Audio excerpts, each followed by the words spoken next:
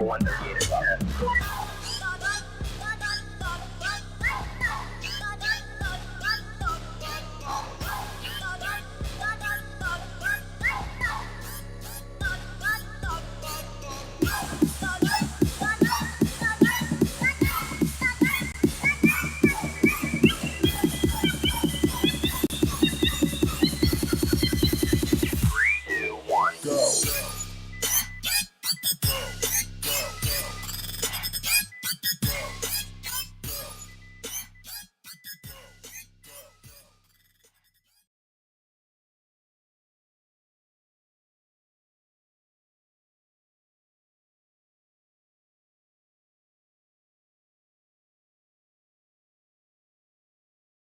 Am muted. So how about we try that again?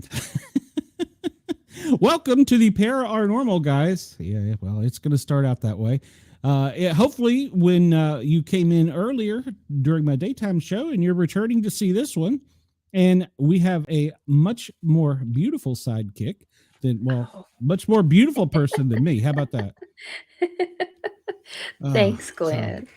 Let me get all this out of here. Yeah, well, thank you for being here because I couldn't do it without you. Hello, Denise. Welcome. We want to thank Ross. We want to thank Yergs at Yergs Radio. You can listen to us on yergsradio.com and Rainbow Radio. We are also thrilled to be a part of the Bigfoot Radio Network, and we enjoy that. And we are also in Pine Island, Florida on WZQY. So check us out there. And also in WRFN, Radio Free Nashville. Did I forget anybody? WZQR, Pine Island. That's what I said. That's what. Oh, mercy. All right. Well, as you guys know, the show's not about me, because if it was, who the hell knows what I'd say. So let's bring our guest out here, since this is why I got you. You keep me straight. Angela is a world-renowned author, and she's got some great stories to tell us. So let's bring her out and welcome Angela. How are you? I'm terrific. Thanks very much. Thank you very much for inviting me on the show. I look forward to some great conversation tonight. Yes. Well, yes. So is this your first book that you wrote? Yes, it is actually. It's my very first book. It's called Past Life's Revenge. And it's an interesting book because the idea behind this is there's a young man, his name is David Harris, and he's had horrible nightmares his entire life, can't figure out why. And he meets a young psychic by the name of Emma Jackson, who suggests that he get a past life regression because she suspects that his dreams are memories from a previous life. And sure enough, after the past life regression, he learns that he was actually murdered in his most recent life. And then the story switches to this moral dilemma. Does David accept what's happened and move on with his current life? Or is the need for revenge strong enough to pursue it? Because when they do the math and they do a little bit of research, they realize that the killer is still alive because David had reincarnated almost immediately after his death of his previous life. Wow. That sounds so amazing. Yeah. Oh Thank my you. gosh. Wow. Was any of this real life stuff, or is this just Not real life stuff specifically to this story, but there are enough documented cases out there where youngsters remember specific things about previous lives. And there's a case in, I believe it's India, where a young boy was actually remembering the village where he lived, whom he was married to, and actually pointed out who his murderer was. So these things do happen. I think that if his soul is traumatized enough and reincarnates right away because there's this thirst for revenge or justice at the very least, that these things can indeed happen. So it's not unusual for people to remember their previous lives. personally, I think we're not meant to remember most of the time, because the idea is to do the best we can in our current life. So we do what we can in our current incarnation, but there are times when the will is so strong that I think those safety nets are torn away, and people will be able to remember who they were and what happened to them in their previous lives. Even situations like why someone has a chronic back pain, or whatever that might be. Sometimes it is related to something that happened to them in a previous life. I don't doubt that at all. Wow. Yeah. So, what gave you the idea for the book? I know a lot of my ideas happen as soon as I wake up in the morning. So, what gave you the idea for this story? Well, I can't say I do appreciate what you're saying, Amanda, about ideas that come to you in the middle of the night or when you first wake up, and you got to write them down immediately, because otherwise you could lose those ideas because it can just disappear so quickly. But I must admit, this particular idea is one that was in my mind for a very, very long time. I basically am someone who always considered myself writing poetry more than anything. So I understand that, because I could wake up and have half a poem formed, and I'll write it down. But this was a departure for me, and it's a book that evolved over a few decades, because I had the idea when I was in my 20s. And I actually wrote about a third of it, and life got in the way. I met my husband, we got married. And I really thought, no, I'm a poet. I like the brevity of words. I like how you can paint so much with words in poetry, that I thought, no, I'm not really a writer. Like, I'm not a novelist. But then I should explain that my husband, Peter Pontsa, is also a writer, and he published his first book a couple of years ago, and he really inspired me. And although I had partially written this book so long ago, I never threw the manuscript away. Advice: never throw anything you write away, ever, ever, ever. And so once a year or so, I would clean out my desk and I'd come across this manuscript, and I'd think, hmm, okay, and then I'd stuff it back in the drawer. But this time, I don't know what was different. It was December of 2022. And I said, well, why don't you read it at least? And I started reading it, and I thought, well, it's kind of outdated. I'd like to put in technology. And by the time I realized, I was writing it. And all of a sudden, it just came fast and furious. The first part I had written before, and so it was a bit of a template for me. And then when I finished rewriting that part, it was like, oh no, what do I do now? So I plotted the next section of the book, of the next third, and I wrote that. And then when I was finished with that, I plotted the final third, and that's how Past Life's Revenge evolved. The Nice. idea, Amanda, that you asked me about is, I grew up in a household of people, of my parents, who really believed in reincarnation. So I grew up with those beliefs as well. And it wasn't unusual for us to have dinner. Around the dinner table were people who were psychics and mediums and empaths. So I'm very comfortable with these concepts. And so one of the discussions often was about reincarnation.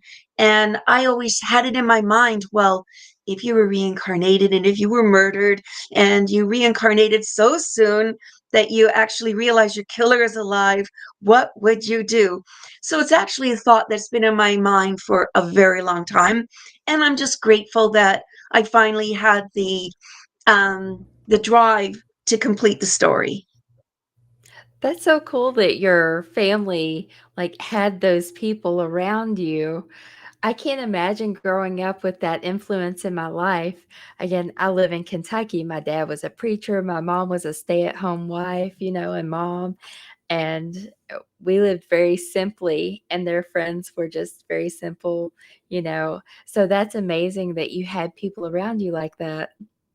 Yeah, it was really cool. Like, I remember one of the ladies, her name was Rosemary, and so she would say she was an empath, that if she touched an object, she would be able to get a sense from it. So it was sort of a fun event. After dinner, we'll get something special and then get impressions. And they also wanted to give me a guidance into a past life regression. And I know part of talking tonight is about our own experiences that we might have had. And one of them was that when I was young, and it stopped now, but for quite a few years, even into my mid-20s, when I was sleeping, I would awaken.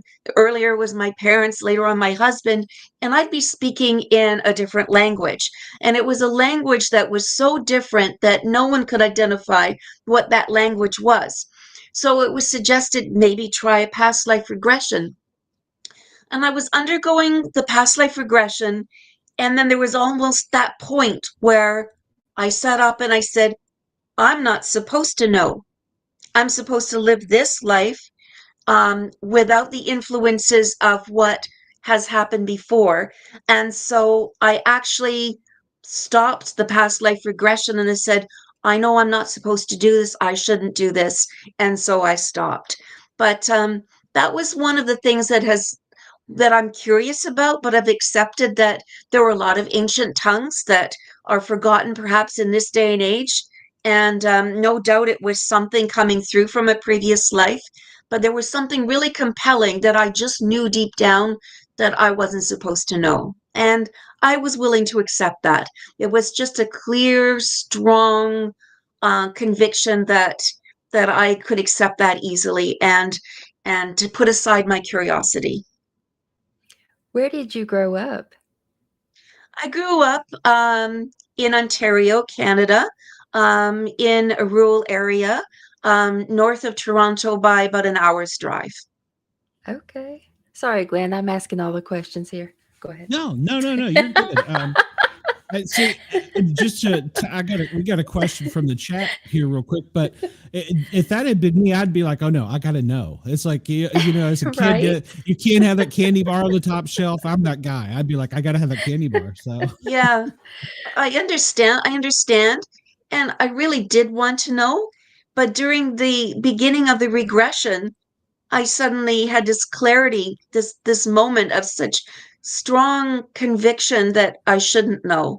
And it was such a strong feeling that I had to accept it. But I certainly appreciate that curiosity.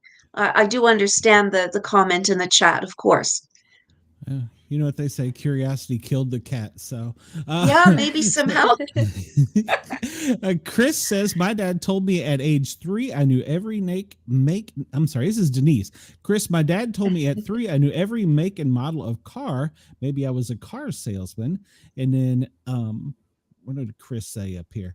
Chris says that my mom said I told her all about how I was a Mississippi riverboat captain up until I was like 5.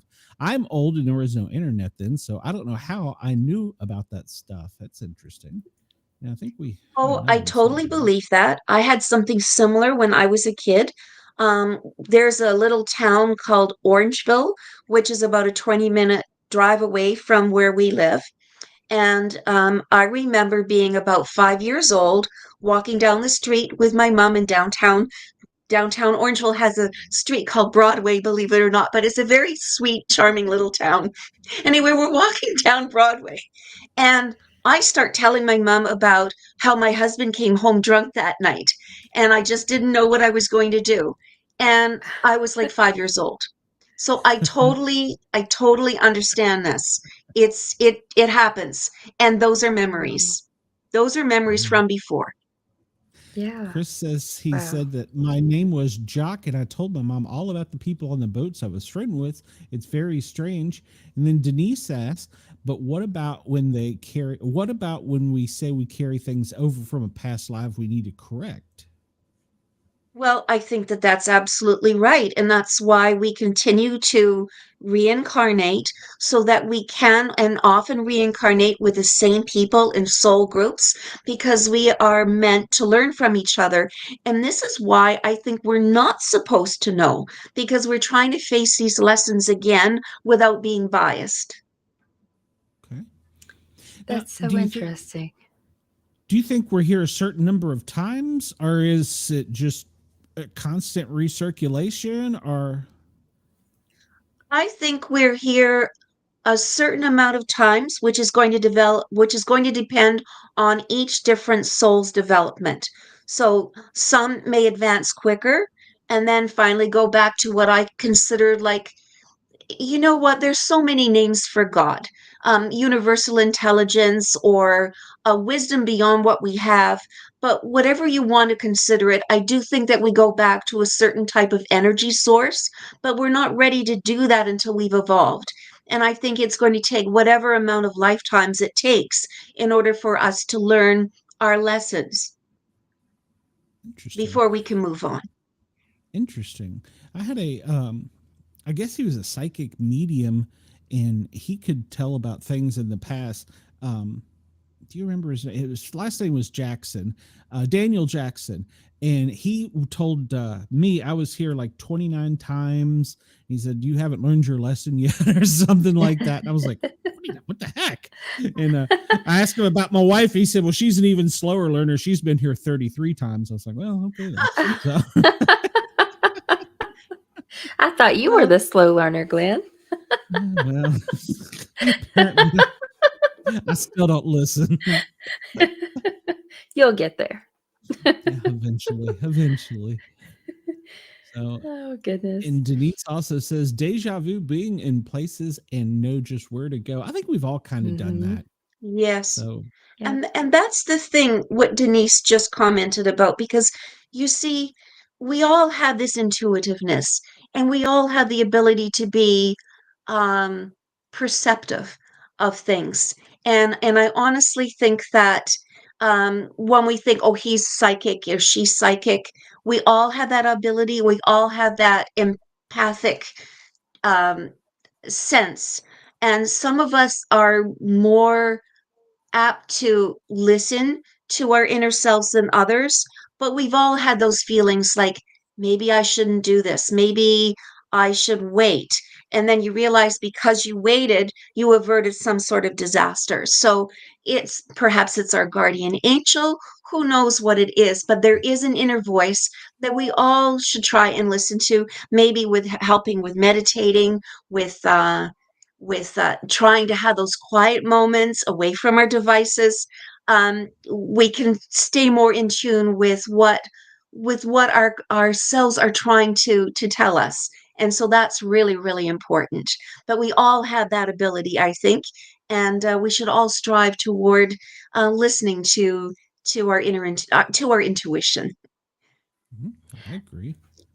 I listen to my intuition, but it does the opposite. It tells me to do everything I possibly can while I'm here.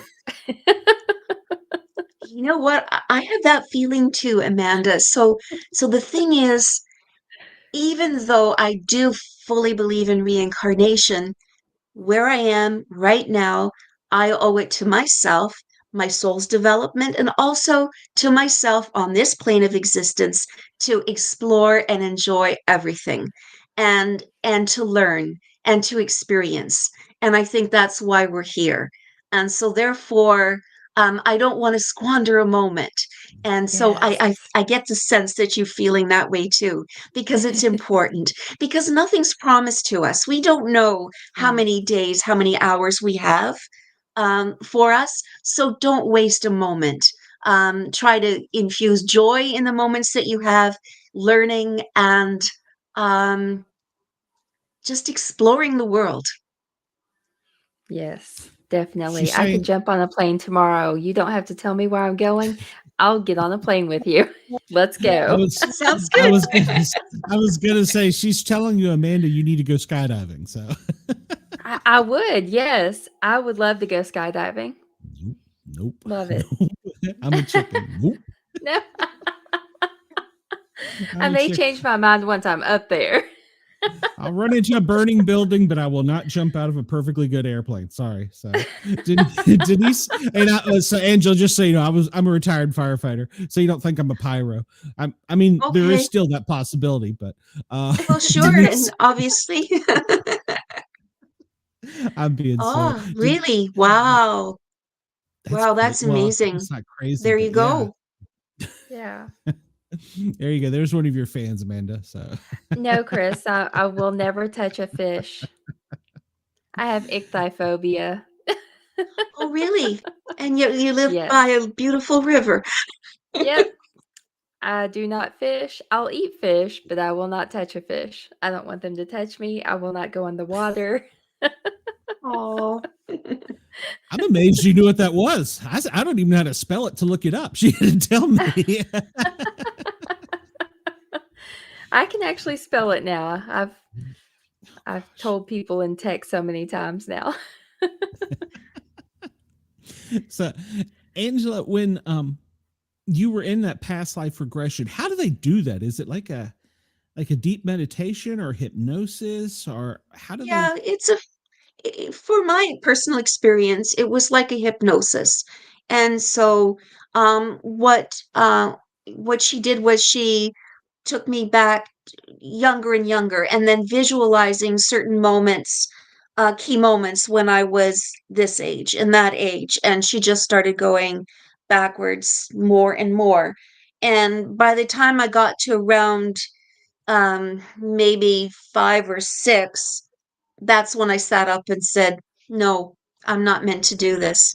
So So you started at birth going forward, or you started at death and went backwards? backwards, like Okay. from your oldest and then going until you were younger and younger, like having you visualize certain moments as you like walking with them in your mind, getting younger and younger until you would ultimately go past your birth and into the next life. But I stopped because, as I explained, I wasn't. I knew I shouldn't. So yeah. Do you remember all of this? Is it recorded, or how do you? How, Oh gosh, it was a long time ago. I was in my 20s, so it's like oh, almost 30 years ago. Well, it's actually more than 30 years ago. So, yeah, they didn't have the technology to record things at that like we do now, which would be really fascinating, wouldn't it? Because and in my story, I do have a past life regression, and so there are transcripts, and it's much more transparent and more information than there would have been in those years ago. So gotcha. Okay. Nice. Nice. Do you do any reading yourself? Like any readings for people? no, no, I wouldn't do that. I wouldn't call myself a really strong psychic. I Whatever I do is what I feel is good for me, my own intuition, but I would never do anything on that level. I do have some close friends who are much more and have much more abilities than I do to help others and see things, but for me it's more an internal thing, so I would never profess to be a psychic that could predict the future or see a spirit that was connected to someone else. I No, I can't do that, and I feel that I would leave that to people who are truly more perceptive than I am. I'm the same way. I can read cards, but that's about it. Ah, yes, but they're interesting. Tarot cards are fascinating, aren't they? Yes. Yeah. So that's that's all I can do. I've felt things and heard things and I've seen things, but I can't really see things for other people. Yeah. Yeah. I think more advanced people perhaps, or people who have developed that skill. But for me, maybe it's just not something I'm meant to do in this lifetime. Once again, there are Right. certain directions we're supposed to go for our life lessons. And so being perceptive is one thing, but doing that for others, I wouldn't venture to do so. Um, Yes. yeah. Interesting. Um, I wonder if there's like a time limit, or if you can jump right back in. I know I was reading a book by I can't remember his pseudonym for writing is Dr. Quantum, and he was saying he said one thing at the end of his book to remember is when you're going out of your life, when everything's fading out, to not jump into the light, to go beside it, because you can go right into something maybe and repeat the same cycle you just went through. So I've always wondered about that, because I kind of believe in it, but I just wonder if, you like hang around for a little bit and then you go back in, or any thoughts, feelings? Of course, none of us will ever really know for sure until we cross those thresholds, and that's really the unfortunate thing, that we don't ever really know for sure, but we have beliefs on what we've heard from others, and I think that there really is enough description from people who've had um, experiences where they have died for a short period of time and then been resuscitated, where there is a tunnel, where they do see light, and where they do have beings that represent beings of energy, which are family members or loved ones, greeting them. So I do think that there is something to that there is sense towards going towards some light and being embraced by it. However, there are souls that are extremely troubled that never do cross and stay here. And those are the ones that are troubled, and they do need powerful mediums on this side, and also spirits who work on a spiritual level to help them cross because they're so troubled.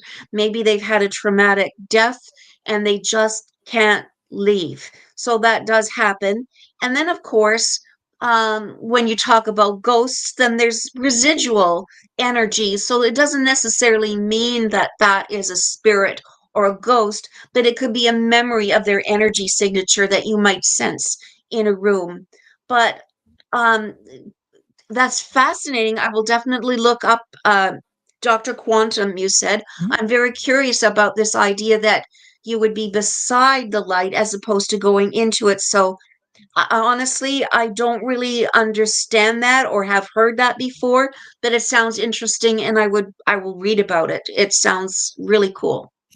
He's the books are very well written, and of course he's a scientist, so he's way over my head, but it was very interesting. Salty Dog says, Angela, past lives are simply us remembering ourselves from another dimension. And then he Oh, says a little bit later, all dimensions occur simultaneously. Therefore, our past lives are running concurrent with our present lives. You know what? I'm very familiar with that idea and concept. And what I'd like to say is how I visualize this, because we think about our lifetimes, we think of everything in a linear way. And so consequently, that's what we're used to because that's what we see on this plane of existence. But to go back to, was it Salty Dog? Did I get the Mhm. the That's name correct. right? So I love your comment because this is how I visualize it. I visualize it like a large tree, and this tree has leaves and it has a trunk system and it has a root system, and it's one organism. But what happens on a little tiny leaf high up in the tree is a completely different life experience than what happens to a single root at the base of the tree or at the trunk. So that's how I often try to wrestle, because again, in these bodies we think of things in a linear way, but I think that by imagining, for me, imagining it as a tree with different life experiences for each different part of that tree, for me that's how I visualize lives being lived simultaneously, and possibly in different dimensions. So that little leaf has its own experiences compared to the root system. So that's how I visualize it. So I love your comment. I really do, because and my explanation for how I can grasp it is by thinking about it as a tree. I love Okay. that idea. That's No, great. well, that also is the Norse, the tree of life. So That Hmm. too. Yeah. Yeah. so there is that. I mean, they were Yeah. old, ancient, wise people. So that I've read and learned. Um, that's amazing. Now in your book, if you don't want to give away too much, I understand. Is it like a thriller towards the ending, or I'm Yes, it is. It definitely is. So the way I would describe it in a few short words is that it is crime fiction with a paranormal twist. So once David learns, by chapter 12, he's learned that he really was murdered in his previous life. And by doing some solid detective work, he realizes that the killer is still alive. And they find newspaper clippings on the internet announcing his death. His past life regression reveals his name, and that's what gets them started with actually researching, did this person really exist? And they realized pretty soon on that this person did exist. And so it just goes down this web of different people who've also been murdered by this individual. And so because he's still alive, David feels compelled to act because he doesn't want anyone else to suffer at the hands of this particular murderer. So yes, it becomes a thriller. And Rather than not to give too much away, basically they do find some justice in the end. And having done this, solved basically a cold case using the paranormal, Emma and David and a police officer who's about to retire, they form an investigative team where they are working with the police to solve cold cases using the paranormal. And the goal is to pinpoint them a certain direction, but everyone recognizes that it's not good enough for a psychic to say he did it or she did it. They then have to help the police lead them towards finding concrete evidence in order to solve the case properly. So in book 2, which I'm happy to say I just finished the first draft of it this past weekend, is called Revenge is Not Enough. And so this is a particular case of a missing woman, and she's contacted Emma the psychic for help because she's one of those spirits that is in limbo. She hasn't been able to move on, and she is stuck. And because she's so compelled to get justice. So the story continues with book 2. And I think it should be ready in about, once it goes through the editing process and so on, probably in about 4 months from now. That's Nice. awesome. So it's Yeah, like the that's what I show was gonna Psych, but say. with an actual psychic. Yes. That's what I was gonna say. You set it up perfectly there, so you could just have the little agency do several. So you have Yes. Yeah. Yeah. you have others in mind, or I know I'm Yes. probably Yes. I actually do have some others in mind.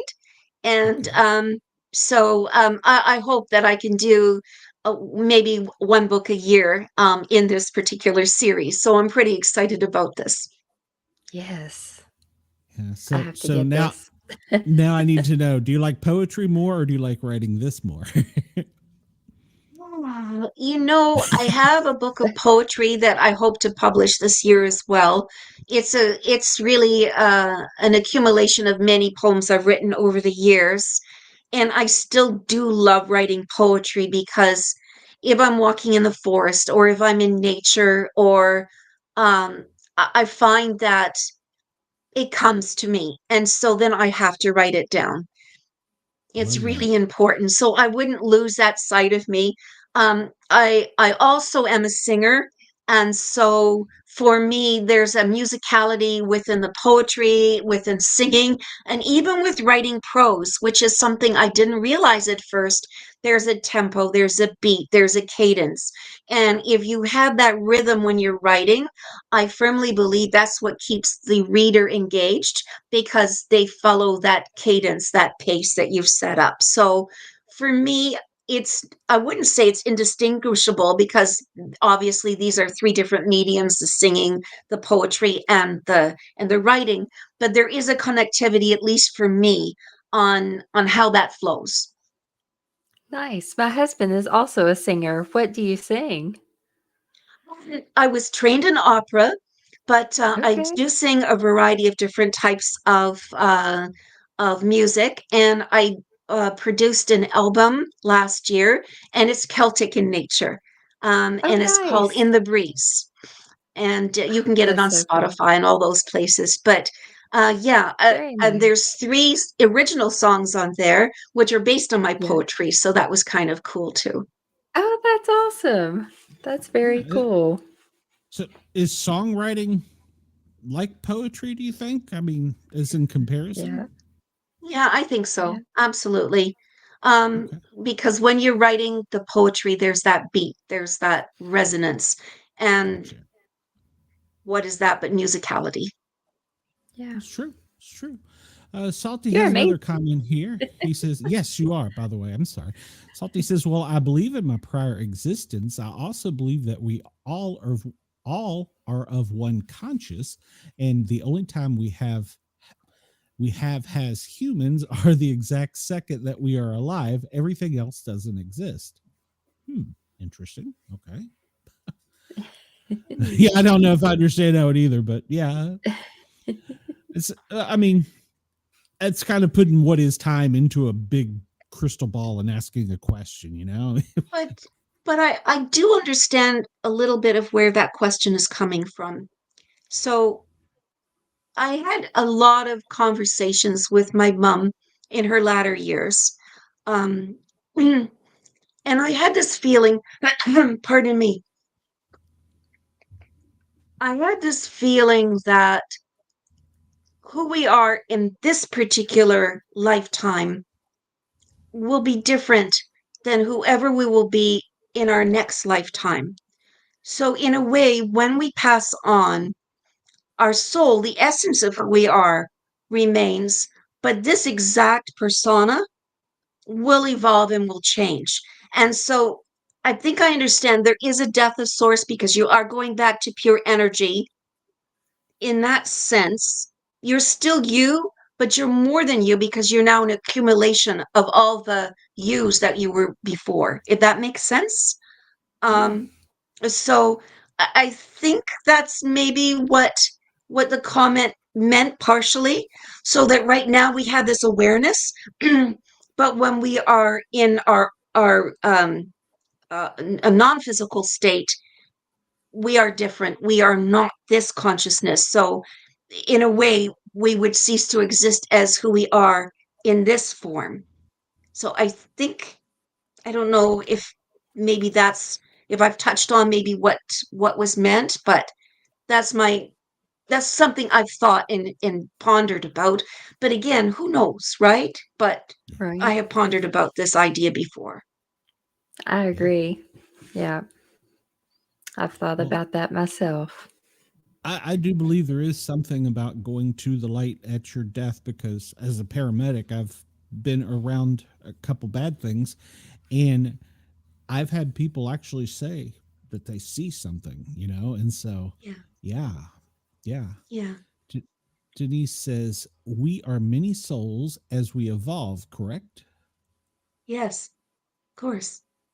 And Yeah, eventually, that's when we get to the higher pure state, then I believe that we all merge into one. And wouldn't that be a lovely thought that we would finally get rid of our divisiveness and understand that we have a connectivity? And wouldn't it be nice if we realize that now in this plane of existence too? Yes. agreed. Why can't Yes. we all just get along? Yes, I agree wholeheartedly. Yes. And Definitely. and even with just to touch on that, we're within 6 degrees of almost everybody, or 7 degrees of almost everybody. So why are we not getting along? It's almost like there's Right. Yeah. something making us not Yeah. get along. Yeah. I think it's a yin yang kind of thing, I believe. No. Yes, Denise says, yes, we need more love. Absolutely. Absolutely. So, Yeah, for sure. so So I think you've probably seen like a lot of paranormal things in your life. Have you ever had anything scary happen? Or what's your favorite paranormal experience you've had? Um, I feel that if you believe in your guardian angels, and your gatekeepers, which are the gatekeeper is the one that kind of protects you from anything malevolent. And if you have faith in that, then you should be pretty safe. Um, so most of my experiences have been pretty positive, but one of the most sweet and special ones, and your question triggered that, is my mom had passed away. It was maybe about, well, it was only a few days. It wasn't even a week. And I was really close with her, so I was missing her and still do. But I smelled the most beautiful, fragrant roses. And I knew it was her. Like there was just absolutely no doubt in my mind that that was her nearby. And it was just lovely. And it wasn't just the it wasn't just the fact that it was the smell of the roses, but it just seemed to be so all encompassing. And that was a really beautiful, positive experience. I've seen some scary things, like, you know, but I've felt like when I've seen things that were frightening, um, I have felt like to have that faith that I'm safe, I'm protected, and that Yes. what I see is something that will not harm me. And I really think, I really think that that's an important thing to carry with you. That you have the faith that you can have that, you can build that protective wall around you if need be. Yes, definitely. But the I love roses, that. that's the nice one. That is very Yes. nice. My mom Yes. actually passed away in January, and I had a friend reach out who lives in Florida, and she said, I wanted to let you know that when you were crying the hardest, your mother was there with you, and she wanted you to know that. Oh, I'm so So I sorry thought that was, January's not long ago. My condolences. no, thank you. But know that Same know to that you. she's near you always. You know, she loves you, obviously. I So, had I had a big interview today for a promotion at work, and I wore a top that I had brought from her house. That was hers. nice. And I was like, I'm wearing this for the interview for good luck. Good. Those things are special because they still hold that energy, right? That Yes. essence. And so that's important. Those items really are special. Yes. I think so. Yeah. Denise writes, the day my dad passed, a red cardinal flew right into our storm door and then just sat on the railing. I knew it was him. Yeah. Yeah, that's not uncommon. Cardinals are well known for this. Um, if you've lost someone, they will do some very unusual, uncharacteristic behavior for what a cardinal would normally do. So there's lots of examples with cardinals doing this very thing. Oh, thank you, Yeah, I've heard that. Denise. I had heard that too about the Cardinals. So, and I'd probably need to have somebody on that knows birds that could talk, because that's a subject too that would fascinate me. Yeah, it would be very interesting to explore that further. My neighbor actually gave me a book about birds. She's all into birds. The one who told us to keep the ghosts over on our side of the yard. Ah, That was nice, just over there. Yeah. just keep She them said, over there. we, yeah, she said, we know about it, but keep it over there. Nice. We live kind of down in the, like in a holler on 8 acres. And so we're kind of a good distance from our neighbors. And yeah, she said it kind of starts around our place and goes on down toward the lock on the river. And yeah, she was like, keep it over there. We don't want it. So are they actual ghosts? Are they residual memories of who lived there? Like, do you have are they just energy signatures, do you think, or are they actual entities? I'm not quite sure.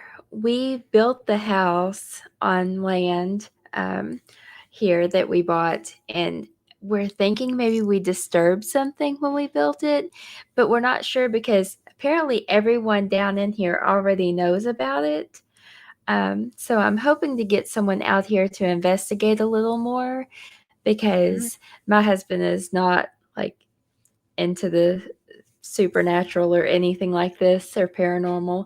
And he even thought he saw me walk across the back deck, and I was in our bedroom. Ah, okay.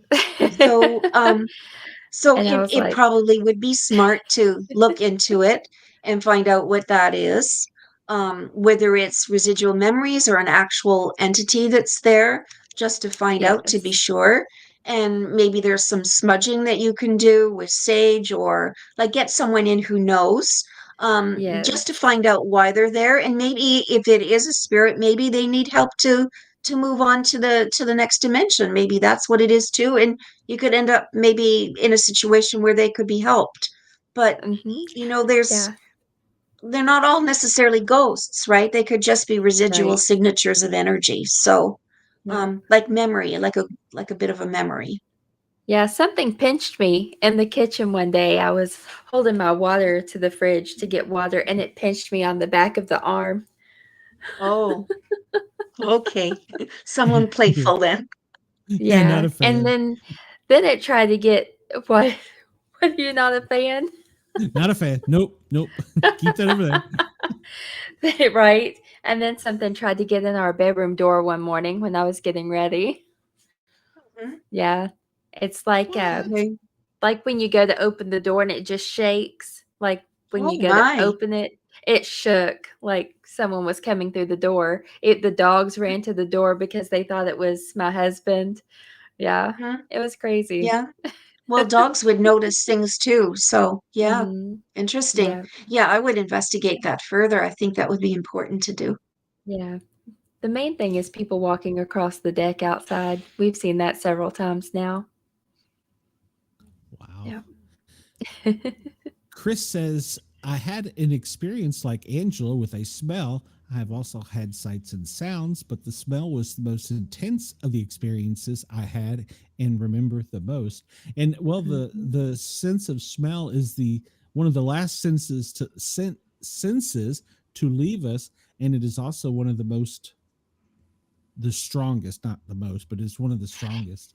You had an experience with smell, Glenn, Mhm. with, was it cigarette smoke? Yeah, in Yeah. my house. Yeah, in my house, just for no apparent reason, every now and then I will smell cigarette smoke. The house next door is empty and abandoned. Well, it's not abandoned, but there's no one there. And the house up the hill, she doesn't smoke. Nobody in our house smokes, but it'll just occasionally waft through. It's the strangest thing. And so It's Salty wild. says, I believe people are haunted, not places. You bring your haunting with you. Its manifestation happens when it wants to, with the locale being insignificant. So you're saying you're spooky, Amanda. So Yeah. I have had someone tell me that I've had something attached to me for a long time. Yeah. no. You I'll might want to pass. explore that and find out what exactly is attached. Is it Yeah. and then and see if your team of guardian angel, gatekeeper, and your guide can help you with that. Yeah. So we It, have to get to the bottom of it for sure. Angela, have you ever been on any, for research purposes or just for your own personal, have you ever been on any investigations looking into things like that? No, I haven't. Most of my research has been with psychics that I know and know very well, and also just research reading. But no, I haven't been on a paranormal ghost hunt or anything like that. If that's what you're asking, I haven't done that kind of thing. Yeah. Nice. Have You any of have so you? Have many either of friends. you? I haven't. Um, I want to. Yeah. yeah, I've been inadvertently in on a few, and then I went on one through downtown Knoxville as kind of a tour thing. And the Mhm. funniest thing was the tour guide, who he was actually on one of the big TV shows at one point. He stopped in the middle of it and goes, there's something about you. They're all attracted to you. And I'm like, nope, not me. But I was the only one. I was getting EVPs. I was getting the lights lit up. So I was getting all the activity. So the whole crowd started coming to me. And I'm like, no, go away. I don't want this. So, Wow, that's amazing. yeah. See, so Kiermo says he's sensing a disturbance in the force. And Shane Lane team, Kurt is convinced there is something going on out there. Okay. Oh, Kurt is our son. Yeah.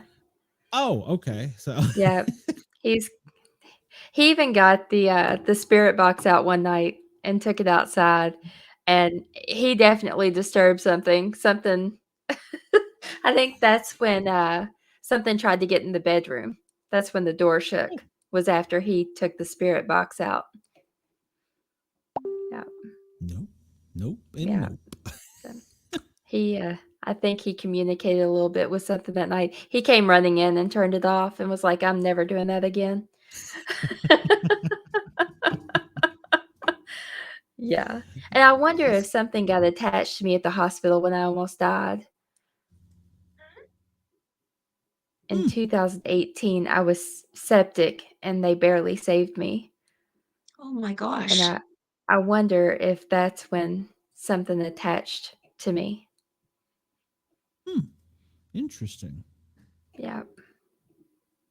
Well, as makes me wonder. Having been at many hospitals, I can say that there's a lot of activity at hospitals. So yeah. Yeah, definitely. I think there's activity all around us. We're probably just not observant to it or closed-minded. I think it's a lot of things that people don't open their mind enough to things. Yeah, my dad thought this was heaven. He thought when you passed, everyone just stayed here and this was heaven and they're all around us. Yeah. That's interesting. Well, Angela, you are multi-talented. Do you play any instruments? Yes. No, I just sing. Okay, well, you never know. Lady Gaga plays like 20 instruments and she writes and does all that stuff. So you never know. Are you still in Canada? Yes. Okay. Yeah. Nice. Same area as I grew up. Yeah. I actually live in my childhood home. So yeah. Oh my gosh. Didn't stray too far away. Yes. Yeah. Nice. I've looked at real estate in Canada. Beautiful. Okay, I'm going to ask you a question here. Do you want to be our 51st state? I mean, come on now. No. I'm being silly. You don't have to. We're very happy being Canadians, and the situation. We like our American neighbors. We really do, and I'm sure that everything will get resolved eventually. But we're very happy remaining Canadians. Yes. I think they're just all a bunch of blowhards. They're all full of hot air, is what I think. So. Here in America. Well, yeah, in America, yeah. So, well, I don't know. I only know American politicians, and goodness gracious, they think a lot of themselves. So, but I don't know. Maybe they're not like that everywhere. Yeah, it's a frustrating time. I think Canadian politicians are kind of, the same. That it's difficult here to try to sort out what's true, what's not. So much posturing all the time. We're heading toward an election soon, April 28th, and so you really have to do your research and then follow your heart and what you believe the candidate will do the best for your country. So everyone does the best that they can, and I do think that politicians do mean the best. And there's always different opinions, right? But the motivation, I think, generally, I have to hope is good on all sides. Yeah. I think so. Where can we get your book? Well, that's easy. The Amazon is probably the simplest way. And it is available. Actually, my book currently, if anyone has a Kindle Unlimited plan, you can get my book through Kindle Unlimited. So that's I think available for another month or so, because I think it's a 3-month program 90 days each time. So you can get my book that way. It's $2.99 in the Kindle format. But you can also order it through Amazon as a soft cover or hardcover too if you want. That's probably the simplest way, I think. But it's available through most of the major bookstores. But I think Amazon's probably the most efficient way. Nice. And it's called Past Life's Revenge. That's what I was going to ask. If people want to get in touch with you and maybe reach out, or if they want to get an autographed copy, are there things like that? Logistically, it might be hard to get an autographed copy, only because the shipping might be a little bit expensive from Canada to the US. So I don't know if that would work well unless there were Canadian listeners. But even still, shipping would probably be expensive to do it that way. Yeah. So I don't know if that would work. But yeah, I think Amazon's probably your best bet. Okay. This is what Do you my have a book looks like. website? I do. That's Ooh, my book. nice. So there's I this love it. spooky person in the background. Yes. My website is angelavanbreemen.ca. And from there, you can go to all the social media links. So from there, you can go to Ooh. Facebook and Instagram or wherever you'd like to go to contact me that way, or through the contact form on the website. So angelavanbreemen.ca. Okay. Don't be surprised if she sends you a friend request. She stalks all of our guests. Oh, definitely. Yeah, sure. Awesome. I will look for it. Oh, Angela, we only like to take an hour of your time up, so I really appreciate it. I feel like I've learned a lot, and I'm very fascinated by this subject. So yeah, it's going to be on my Kindle wish list. So awesome. Fantastic. Well, I love talking with you both, and I really enjoyed the interactivity with the chat, with people asking questions and comments. That was so cool. I really enjoyed they weren't too crazy entire tonight. evening. Very nice. That's it. Well, when you do your second book or your third or Thank whatever, you so much. We enjoyed having you here. I'd love to come back. Absolutely. Yes. Okay, awesome. All right. We'll talk to you soon. Thank you. We really appreciate it. My pleasure. I enjoyed it too. Have a lovely, lovely evening. You too, Angela. Thank you. You too. Bye-bye. Right, bye. Bye. Bye-bye. Oh, she's amazing. I know. And I do like that because like I said, I'm on the fence, but I tend to believe more likely than not. So, but that's why I love this show, because we get so many different people and they get so many different opinions and things. And I think that's what makes it great. So she's amazing. She's beautiful. Well, yeah, but I can't say that. So let me. We always have two guests, and tonight is no exception. And we have her name is Fern, and she has written many books. And so let's just bring her out and let her talk to us about it. And hello, Fern. How are you? Welcome, welcome, welcome. Hello. How are you guys? I am very excited to be here. Yes, awesome. We're excited to have you. We are. I've read a little bit about your books and your science fiction, and you got the Doctor Who endorsement. That was cool. Yeah.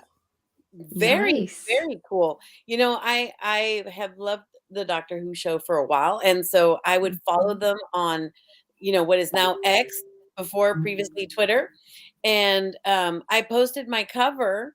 And I didn't realize they actually were following me back. And so when they were like, oh, that book looks like it's very much up our alley, we'd love to review it. They were like, send us a copy. I was like, oh, yes, absolutely.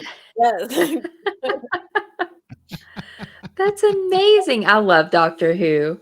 My previous Wi-Fi, I named it the TARDIS. And then the password was the 10th Doctor is the best. Very nice. Very nice. I love David Tennant. Yes. He was probably my favorite as well.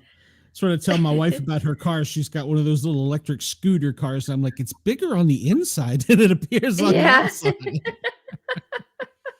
I didn't know you were a Doctor Who fan, Glenn. Yeah, well, I'm a closet Doctor Who fan. I don't like to talk about it. Okay. And even a little Join Star us. Trek. Well, I just don't know why do we have to be one or the other? Like I really love Star Trek and I love Star Wars, right? There you always have this dichotomy, like you have to pick one. It's like, why? Yes. Why can't I just watch all of it and just enjoy it? There you go. I agree. That's why I don't take sides. I like them all. So tell us about your books. Well, so I write science fiction fantasy blends. And I made up a little universe called Thyrein's Galactic Wall. There's 51 planets that are in an alliance. And needless to say, there's some evil that is arising, to threaten the well-being of everybody. And then, of course, we have to have our heroes who are going to be the ones who are called to defend the universe against these evil people. And among them is my protagonist, which is Verena, right? Queen Verena. And she is going to be the first queen for her planet. And so then when her father decides that she's going to be forced to marry instead of just letting her rule on her own, she becomes very upset. She doesn't know why he's doing it. In her mind, he had always planned for her to marry Amiel, and so really he just wants Amiel to be king. And so she just sort of has this moment of crises. She runs away, which throws everything into chaos in her planet. And because Amiel also thinks that that her father is trying to hide her from him, because he did try to form an alliance with Amiel without the marriage. But what nobody realizes, because the father doesn't communicate this, is that there is a threat, right? He's aware of the threat, and he realizes that he needs that union, that she's going to need that union to defend their country. And so, of course, it's always about those things that we don't say, that go unsaid, that cause all the miscommunication and the situation. And so from there, she has to come back, and then she has to prove herself, because what was once a given, right? She is the queen, she is the heir, is now something she has to prove a right to, because she sort of abdicated it. And so the book is really about, like, how do you come back from the worst mistakes that you make in life, right? And what does it cost us? Good point. Nice. What Yeah, was there an that's great. inspiration for this? The biggest inspiration was a random picture in a magazine of a, very beautiful woman. She's on a horse. She's dressed very, very queen-like, fiery red hair. She's got a sword in her hand. And I believe the advertising was for like perfume, but I don't remember what the perfume is. But I was just so captured by this character, and I started just kind of percolating on this, this lady, and she's fighting, and wait, what is she fighting? Why is she on a horse, right? Why is she holding a sword?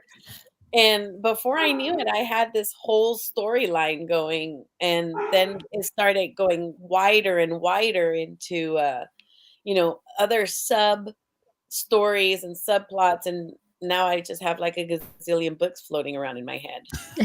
You got the whole Marvel universe there. So. Right. It's my own. I created my own little universe, and it's in there. It's in there. Nice. It was kind of funny, because when I was talking to my developmental editor about it, and the very first book that he was helping me with, now he's like, he knows my universe, right? But before he knew my universe, he was like, it sounds like this is a really, big plot arc that you have going on. Why don't you send me like a timeline, right? He was like, send me a timeline. And I was like, okay. So 76 pages of, of the history of Thyrein's galactic wall come his way. He doesn't realize it's that many pages. He starts printing. He's like, Fern, Oh oh my my gosh. Why did I Oh ask? my gosh. I'm like, you wanted the history of the world, right? I gave it to you. Well, now that makes me wonder how many pages the actual book is. I know, right? They're pretty big. They're pretty big. It takes a lot of words to create a universe, you know. Yeah. Absolutely. Do you have to keep like an encyclopedia of what each character does and when and where, or is it all up here? It really is just here. It really is. The timeline that I gave him has been pretty cool in that he made me have to sit down and really think about it, like how this all came to be. Um, but I do keep a lot of it just here. And but I did have one of the ladies that is working with me on the books.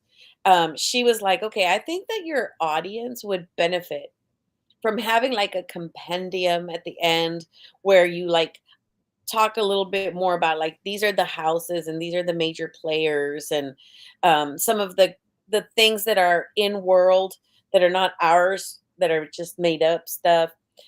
So she actually came up with a little glossary of the terms and the people and the places, the key places. And so that is actually going to be added to the book because now that book 2 is coming out, um, we've decided to redo book 1 and have a second edition where we have like some family trees and some of this other material that is going to be kind of a support for readers because it does balloon into like a massive epic world.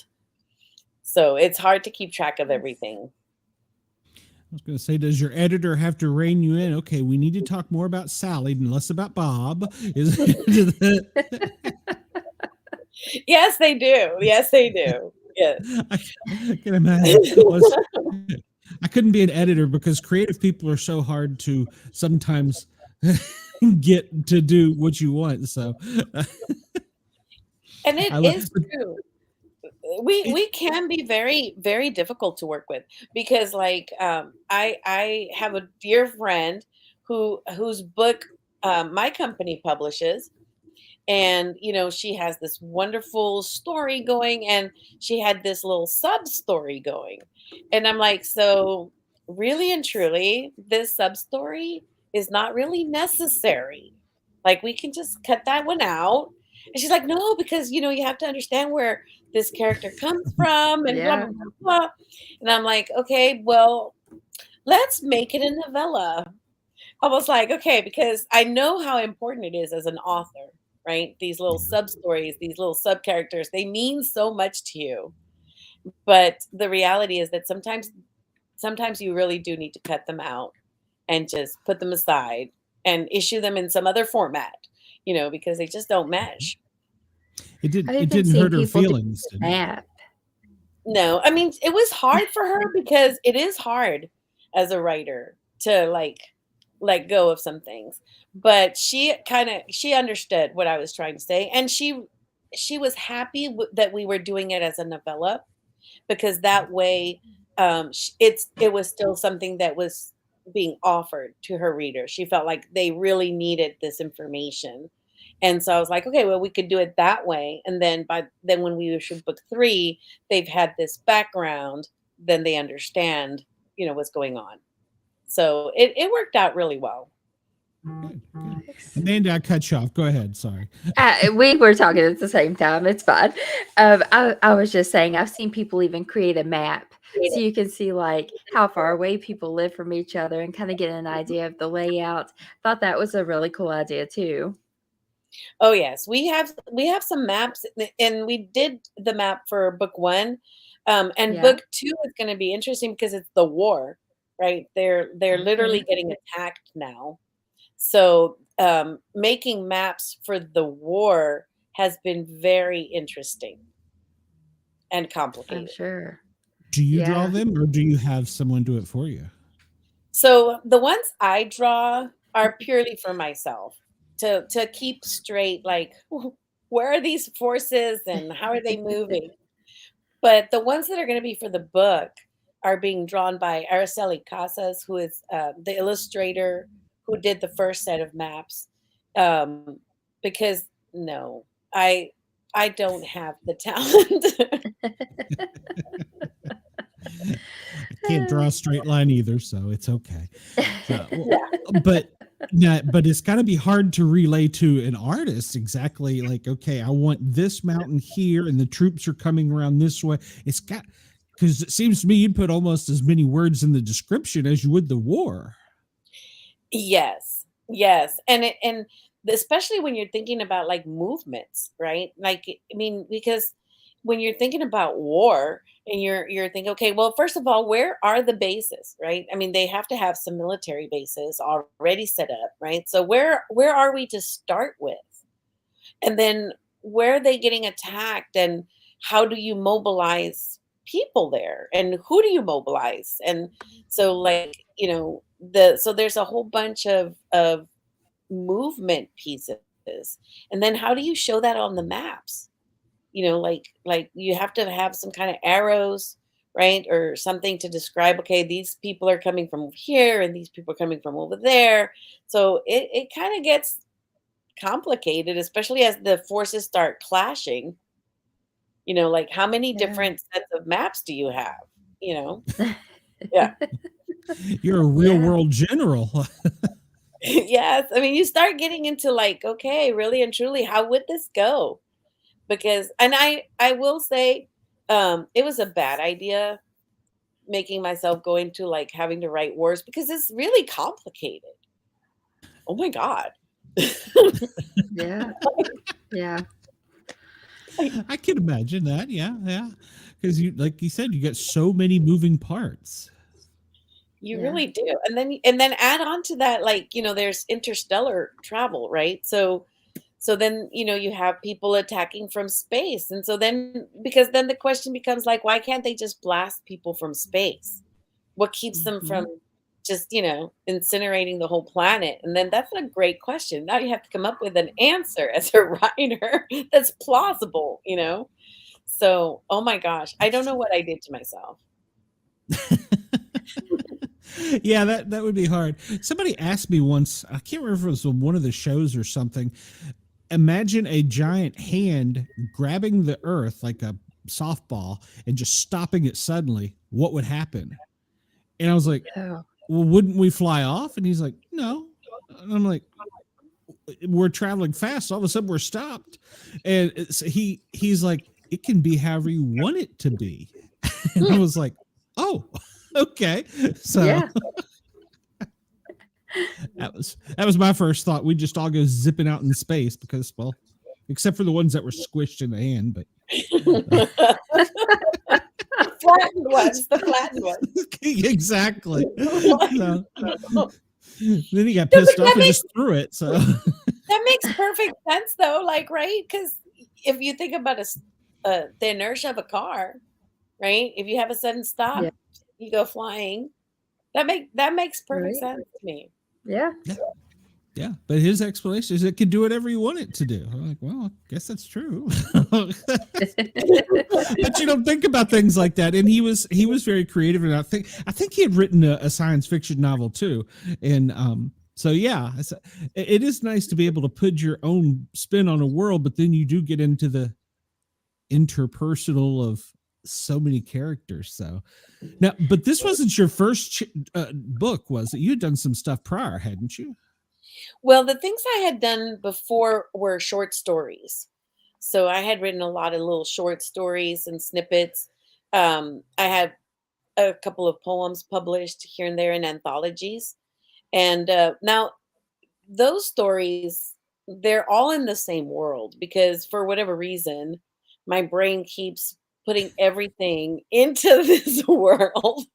Probably because I spent so much time creating it. I was like, let's just populate it.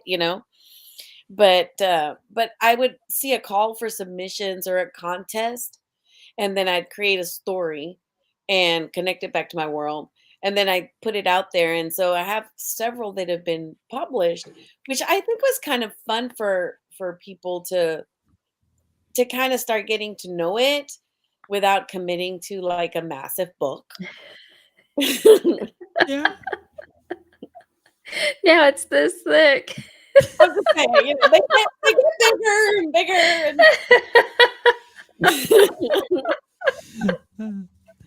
Well, the only thing stopping it is your creativity. Well, and that's one of the things. Like, okay, so like you see the Harry Potter series, right? Mhm. And the first books, they're pretty decent. I mean, they're still pretty thick, but they're like, Mhm. you know, decent. But like the last books, I mean, those guys, I mean, you know, you could use them for door stoppers. I mean, they're humongous, right? She just got bigger and bigger and bigger. And you see this in series a lot, like even Stephen King's The Gunslinger, right? The Dark Tower series. You starts kind of decent size, average, let's say, and they start getting bigger and bigger as he goes along. And I feel like that's something that can happen in that you start off your fans, right, with something that seems very doable and pretty normal, and then they're hooked, and then they need to know. And once the fans just need to know, then you can just go big because they're going to buy it. They're going to read it because they need to know.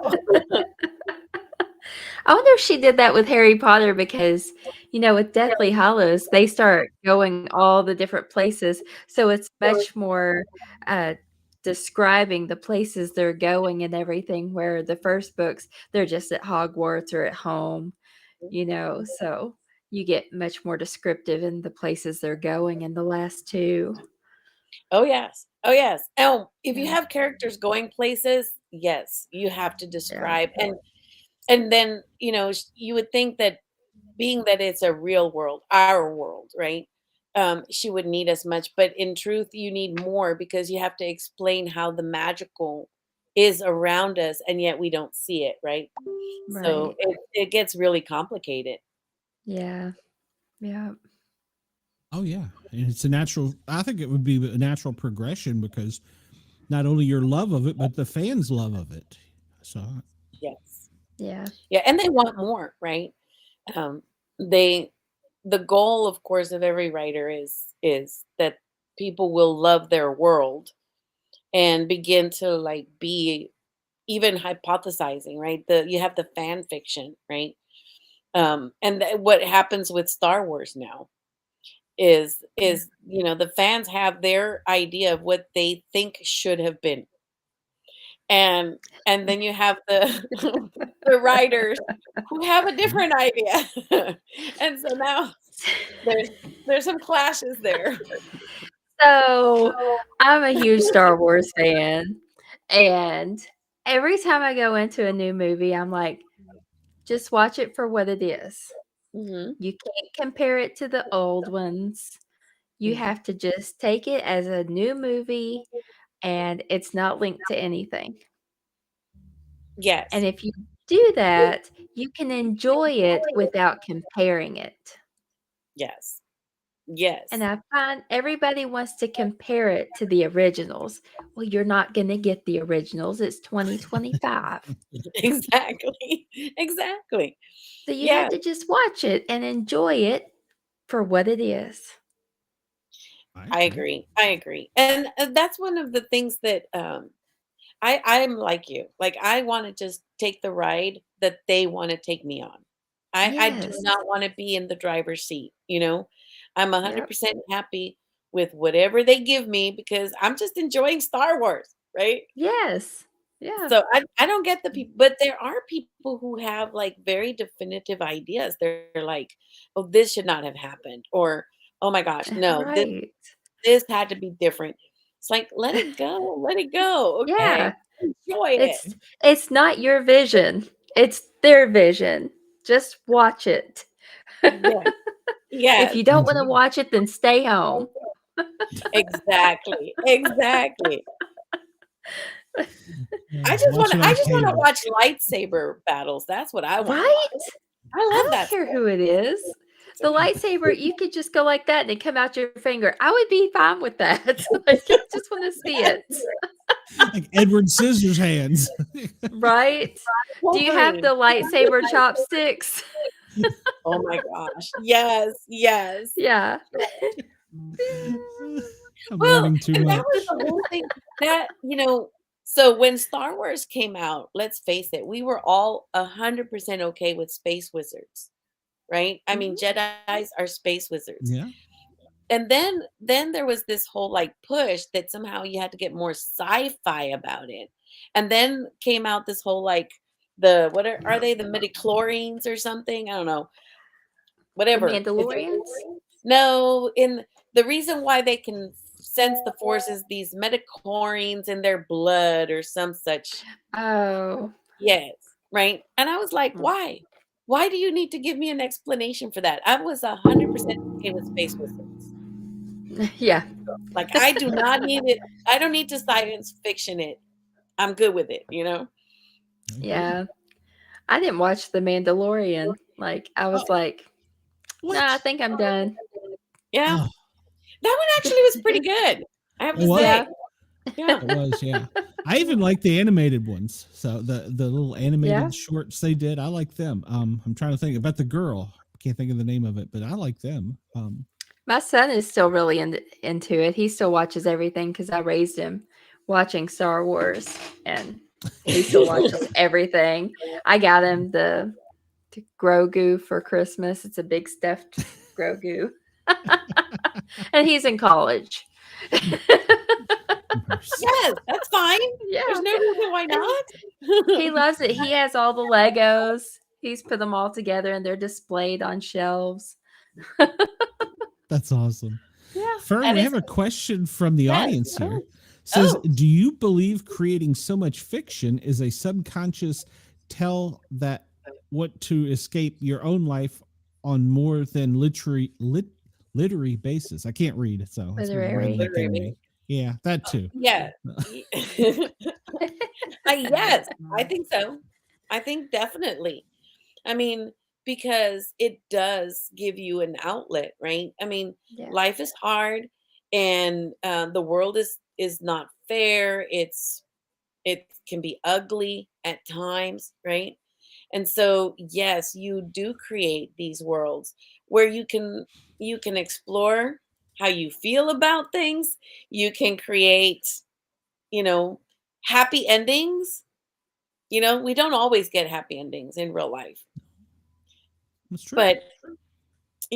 but you can make them happen in a book, and so I do think that for authors and for readers, it creates an escape, a place where you can just go and just ponder different themes, different ideas, different situations in the real world.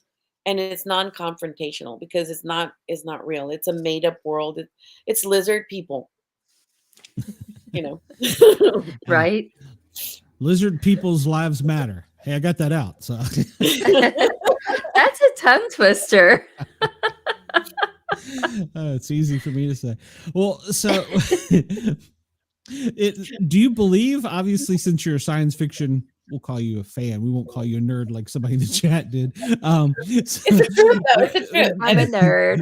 I'm a We're nerd. nerds. It's We're okay. nerds. Yeah. I'm a comic book geek, so it's the same. Do you believe in, that there could be other things out there? Are we alone, or what do you think? Oh, I totally believe there's stuff out there. Yes. I mean, the universe is so huge. It's just so vast. It would be implausible. To me, it's more improbable that it's empty and devoid of anything. But the problem with making contact is the vastness of it. And how do you travel? The travel situation. I mean, it would be incredibly difficult to overcome the distance factor, the space and time, factor. So I think they're out there. I don't know that we'll ever actually get to meet them. Yeah. And then you run into all the problems like communication. Are they good? Are they bad? So, Well, and if they're traveling, okay, the probability of a civilization that decides to travel into other planets, having peaceful intentions, is rather slim. I mean, usually you're traveling so that you can colonize. I mean, why do we want to send stuff to Mars? Because we're hoping to colonize it, right? We're hoping to go and sure. set up little bases from which we can spread further and further, right? So I feel like if you've got the technology to do that, and you're out there and you're arriving at another planet that doesn't, the likelihood of it being a peaceful, like we come in peace and we just want to be friends, is not as high as we're here to colonize you and make you part of our empire. That's true. Space cowboys, they came and they took over. So Yeah. that's true. It's true. I like that point. I hadn't actually thought about it that way, but yeah. So, unless it's like Superman, they send you here because the world's going to explode. So, But that's a whole other situation. That's a whole other... Told you, comic book geek. At that point, you're a refugee. You're a refugee, right? You love your new planet. Oh, wait a minute. Under this administration, you got to go. Oh my gosh. Poor Superman. Are we deporting him now? Oh my gosh. Now I got it stuck in my head. I hope DC Comics makes one. Oh my gosh. Okay. I challenge anybody to try to do that. I mean, no. It could be Superman's son. Lois Lane and Superman's son. That's a birth. What is it? A birth? There's a name for it. Oh yeah. The anchor baby. The anchor baby. There you go. Yeah. Nope. He's got to go too. Take that damn dog with you. I don't know where it came from. Where did that come from? The dog just sort of showed up. I know. And why isn't there a cat? I'm offended. Good point. There should be balance in these things. That's right. Cat lives matter. Never thought I'd say that. Oh, meow. I'll just get it out of the way. Oh, that's great. I think it's getting too late for you, Glenn. You're getting slap happy. I've been up a long time, and I'm getting old. So, in your universe, are there animals? And if so, what are they like? I guess. Oh yes. I mean, and I have a lot of fun, kind of smashing together different animals from our world to create these weird ones. And I have one that shows up at the very beginning of the first book, United Vidden. She has to defeat it in battle, but you can't. It's undefeatable. Nobody has been able to kill one, right? So it's a holographic battle. It's a hologram, and she has to go through. And the whole idea is that she wins if she lasts a long time and she's able to inflict some damage, right? And so I put that in there because later in my series, we're going to have a character that comes along that actually does manage to kill one. And that's very significant, And so I figured I'd lay that little, because you know how we are. We love Easter eggs, right? I mean, I love Easter eggs in other people's work. So why wouldn't I put some in mine, right? So that's going to sit there for I don't know how long, because I have no clue when I'll be able to write so many books. I may die and it never happened. But, in the event that I survive long enough to do it, it's there. Think about this. They had the Marvel universe drawn out 20 years ago as to what we're getting now. I don't even have that creativity. So that's what my 76 pages that I sent Max was. Like poor Max. He didn't see it coming. Funny. And hit print. He did. He was like, he thought it was going to be a small timeline of, I was like, no, you wanted the history of the universe. I gave it to you. That was not the Cliff Notes. Oh my gosh. That's great. I love it though. Well, but you have to have that. So yeah. You do. Well, and go ahead. well, No, sorry. and the thing is too, like you're holding it in your head, but it is a good thing to have those professionals in your life who make you put it on paper because, a lot of times holding it in your head is not a good idea because once you put it on paper, it begins to change. You begin to notice, the discrepancies with things or oh my God, I had to really think about time. Like, Yeah. okay, how many years have passed between, like, how long is a generation? That's true. What makes one generation, what separates a generation from another generation? And then you start having these thoughts on these like long timelines of, okay, the age of colonization, how long was that? Like, how many years were they out there doing this, right? Like, it made me have to really think about and solidify what that universe was, which ended up being really useful, especially as I was doing all these short stories at first, because they're not, I don't have any yet, praise God, that are out of sync, right? That are like out there and they don't actually connect it, right. Or they're, messed up in timeline sequence or something. Because he made me do Alternate that. universe. Yeah. That's in that 76 pages. Yes, it is. Oh gosh. That's amazing that you've got such ability to keep it all up here because I can't. I want to write a book, but I don't know. I want to outline it and everything and try and have it all prim and proper, only for the editor to tell me it sucks. So, but they're brutal. But you know what? Like the really good ones, they don't really tell you it sucks. They really get into it and they love it, right? And then they tell you where to make it better, and they're usually right, even though they're the people we love to hate. Yes. Well, we had an author on that said that he would get the email or whatever from his editor and he would read it and then just stew about it and be convinced for the first 48 hours, this person hates my guts. And then after that, he was okay. So, Yeah. Yeah. Yeah. Every time I meet with Max, I brace myself for the questions I really don't want to have to answer, but apparently I'm going to have to because he's asking them. That's true. As long as he doesn't roll that 76 pages up and whack you in the head with you, you'll be all right. See, that's why I couldn't write because I would be doing that to them. I'd be like, "What'd you say about my book?" I'll kick your ass. What do you mean you didn't understand that? What's wrong with you? You wait till I come see you in person. She's a finger pointing with that. Oh yeah. Yeah, keep going. Keep going. I was scared. I told my boss one day, I said, "You wait. I'm going to come down to Florida one day and talk to this coworker in person."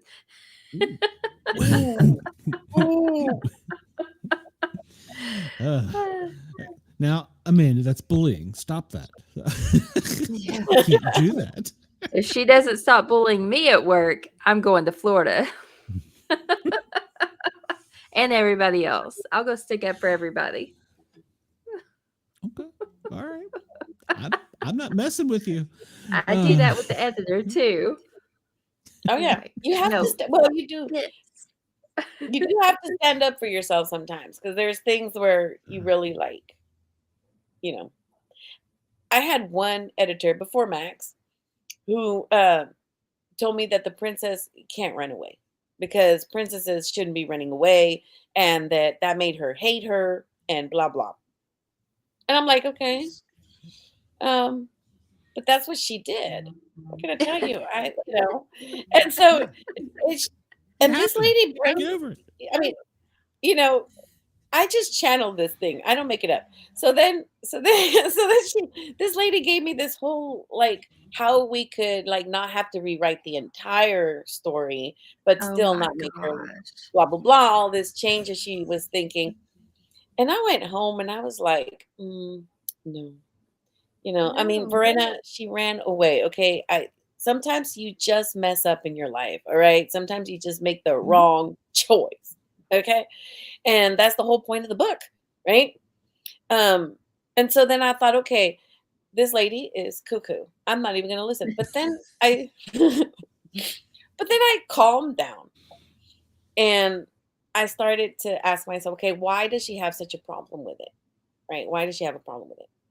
Not just because she cuckoo, right? And then I realized, okay, I need to really explain and clarify for the reader what motivates her to run away, right?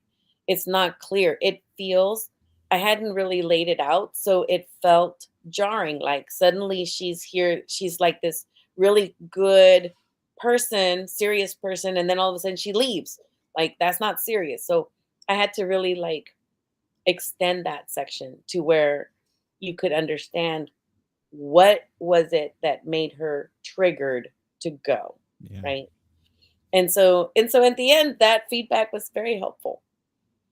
It's true. Salty but in the chat she still runs away. Yeah.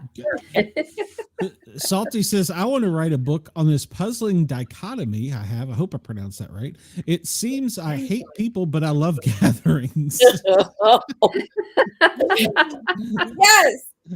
Yes. That's the problem. That's an introvert. Yes. That's exactly right. It's like we could all write that book about how we hate people. So well, that's why Zoom is so perfect. You can still hang out, but not hang out. It's great.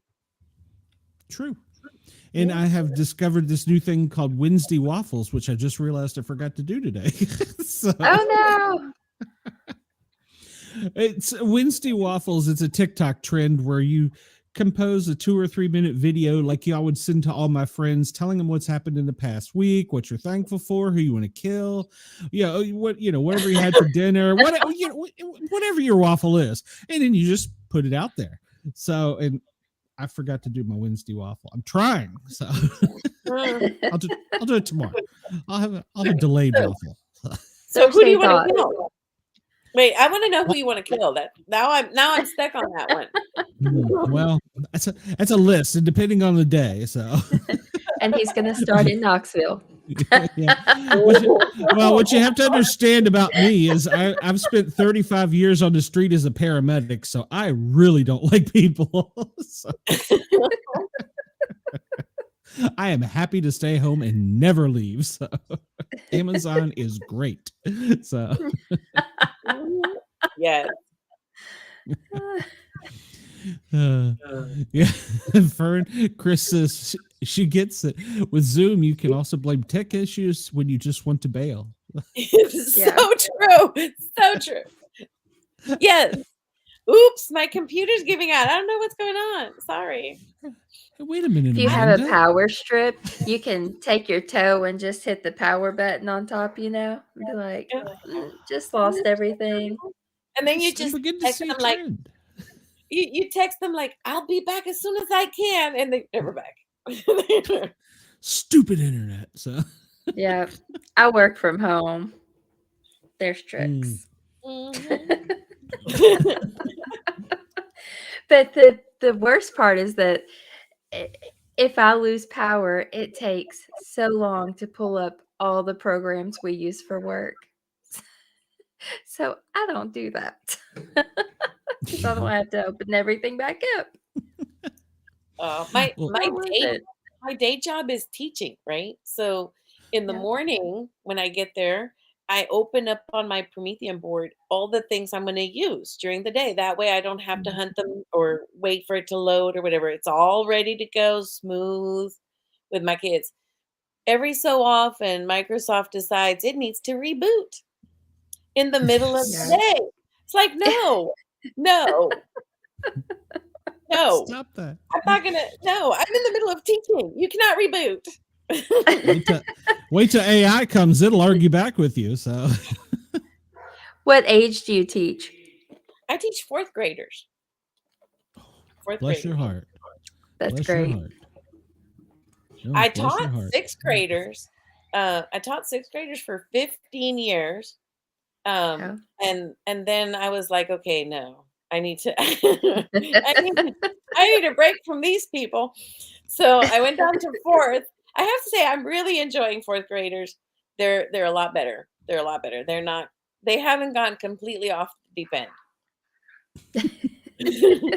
I taught 4-year-olds for a little while, and then they were like, "Hey, we want to move you down to the 3-year-olds," and that's when I quit.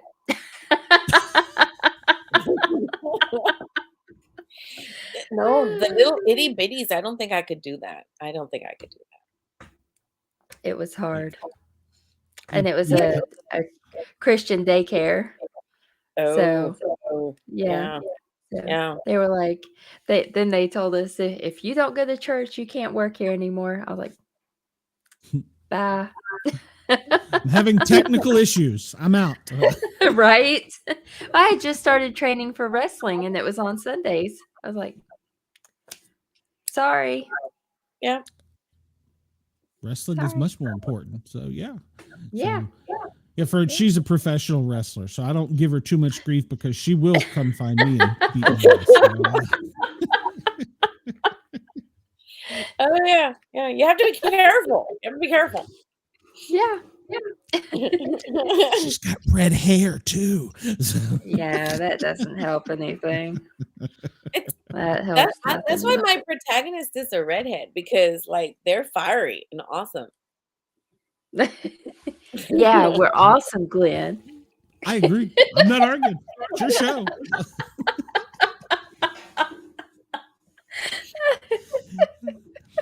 She will tell you that she adopted me. I didn't adopt her, so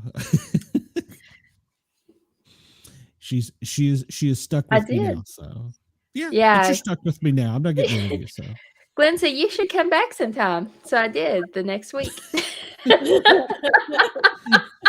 I can't have technical issues. She'll kick my ass. So.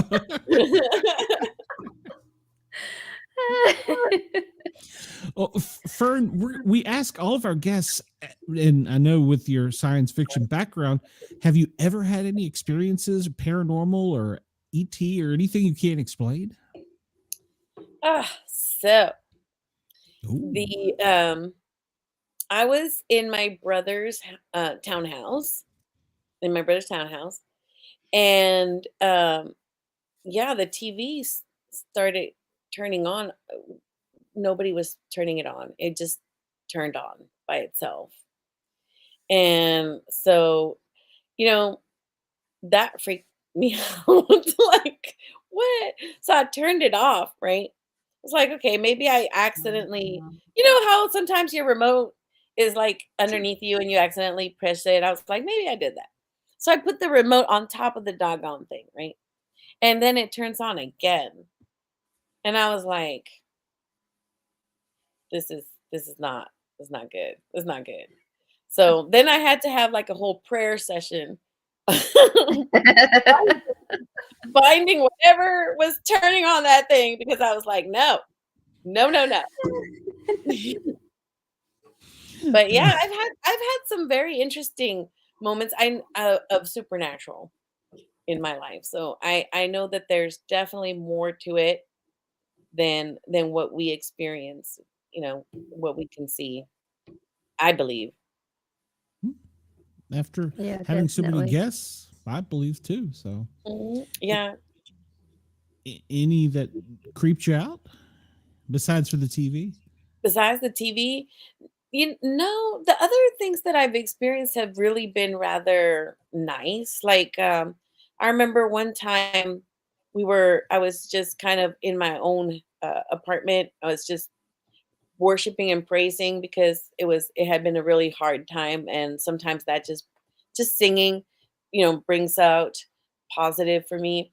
And I had my eyes closed, and then I opened my eyes because it got real bright and through my eyelids, and I looked at my dog, and she was belly up, and she had this look of happiness in her little face. She was like, and I was like, what in the world?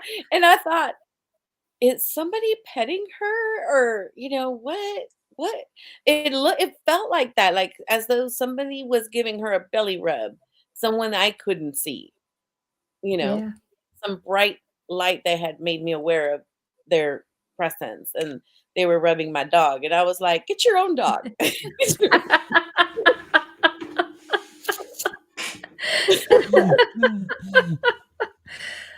Oh my I don't like God. to share. I don't like to share. So I was like, get your own dog.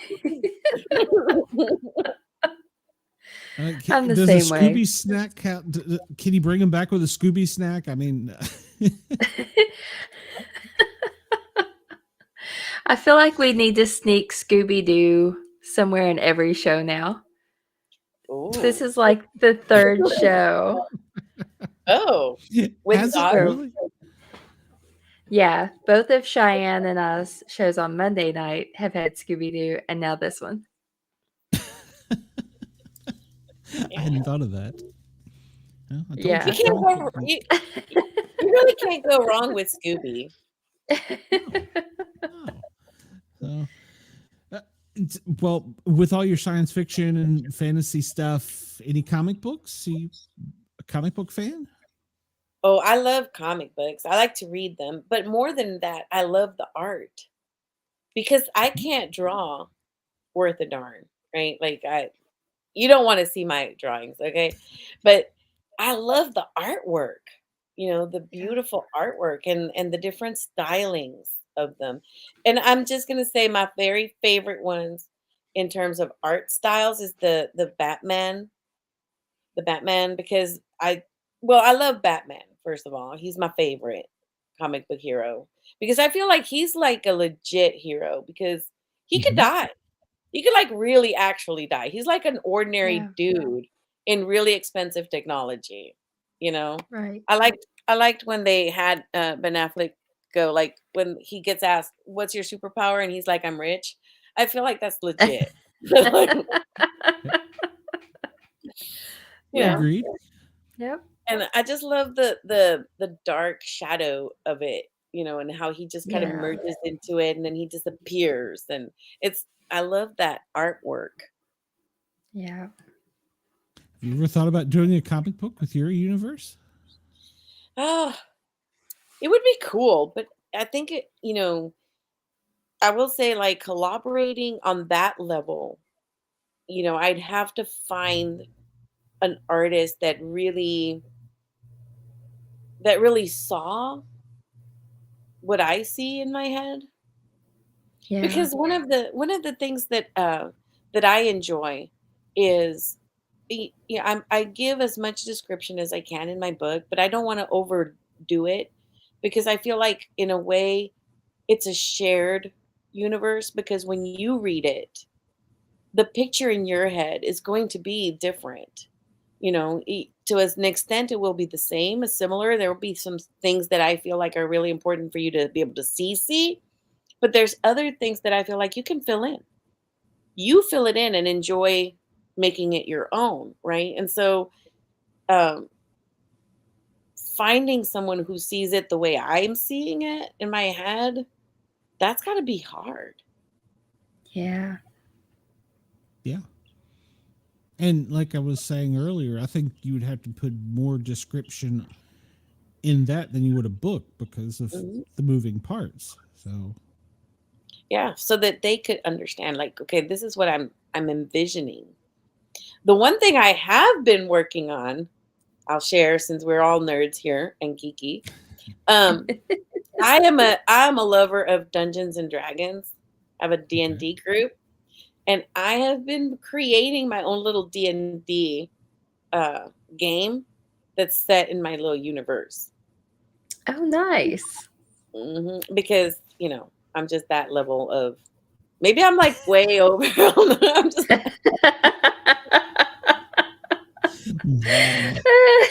that level. I'm just gonna leave it there.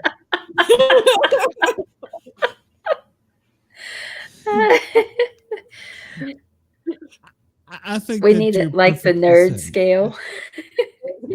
Yeah. I don't know where Yeah. I'm there. I'm there. You're up here. So I'm over on that side of that scale right there. Like, I love it. it's not enough to just play D&D. I got to homebrew all this stuff. Oh, that's great. Well, so you obviously are going to be writing more books. In your mind, do you have an end game?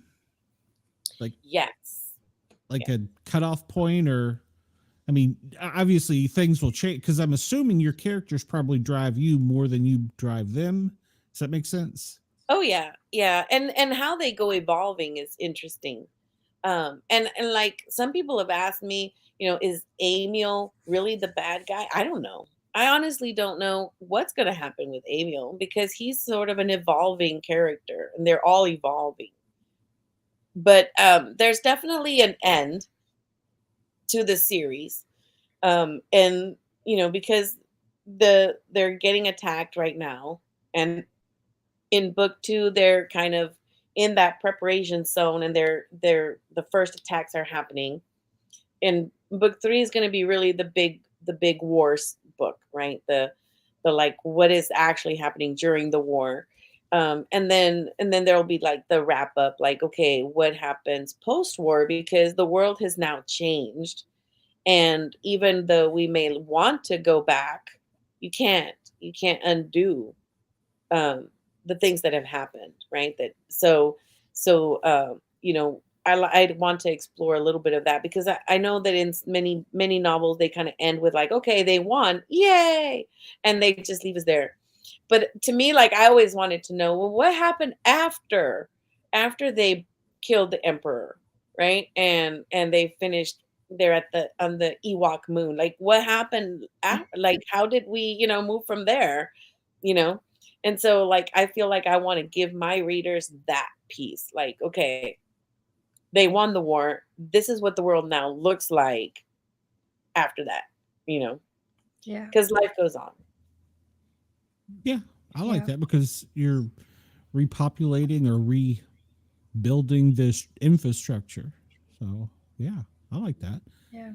Because you're not wanting to go, okay, well, where's this, where's that, and then each book I'm sure has characters that your fans are getting attached to individually, so they're going to be like, well, what happened to Max, what happened to Fred, whatever, what's so Yeah. And I think that's where a really successful book is, right? If at the end you are convinced that these people have a life that continues, and you wish you could see that life, right? That at that point the author has been successful, because now you believe those beings exist, and you're part of that world. You're in it.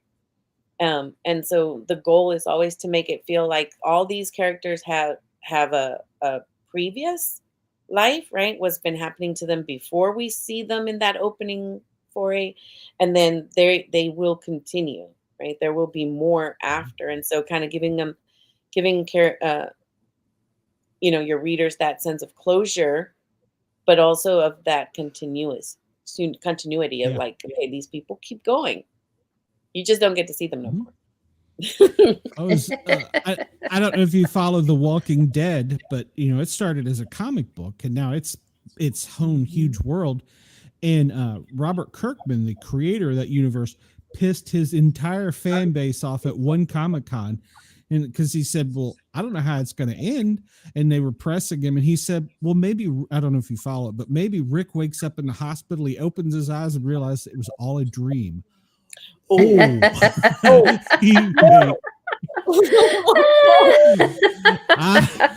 think they were looking to hunt him down after that. I was like, oh yeah. So, well, and at one time they thought he was going to kill off Norman Reedus, and they actually made shirts that said, if you kill him off, we stop watching. There's some diehard fans there. So yeah. Yeah. And that, that is kind of a cool thing, right? When your fans are so into your world that they are influencing how it's going to go, that's kind of cool. But at the same time, like it's with the Star Wars, right? You also want them Yep. to just go with the ride, right? Just go on the ride. But I do think that it is a terrible thing to do. This whole like, oh, it was all just a dream. No. Yeah. Yeah. It's like the end of Twilight. What is it? No. Just no.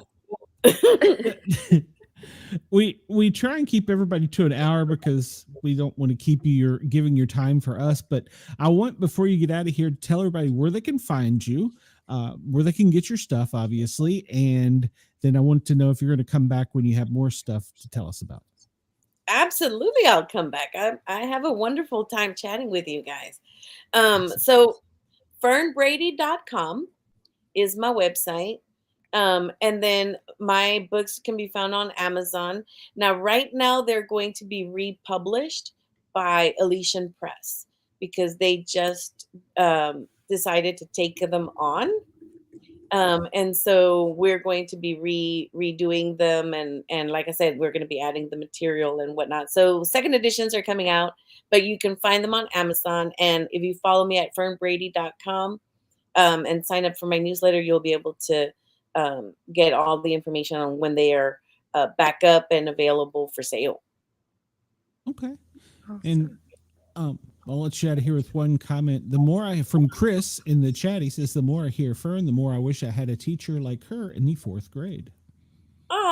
That's awesome. Yeah. I try to make them as excited about reading and writing as I can, with the STAR test and, having to write those lovely ECR formulas. There's, you have to teach them those things, right? Because they have to succeed on those. But then I try to balance it all out so that they become real good readers and real writers, especially the ones that have that heart. Yeah. But now you're not teaching that new math, are you? No. Okay, I just do ELAR. I am an English language arts teacher. Okay. Because I don't even understand what that is. My team partner, he tried to show me all those weird boxes, and I was like, "What? And why don't you just put numbers? Just, no." You have to draw sticks and then count them. What the? Why? I'm with you. But I don't Rubik's understand Cube for 2 plus 2. No, if I tried to teach it, they would fire me as a math teacher because I don't understand. I don't understand it, The best math teacher there was. They're like, all right, everybody, we're just going to do 2 plus 2 today and go eat lunch. Yeah. It's like, I don't get it. And he says that it makes sense, and he says that it is actually a good thing. I will just take his word for it, and I just pity my poor children that have to go through that.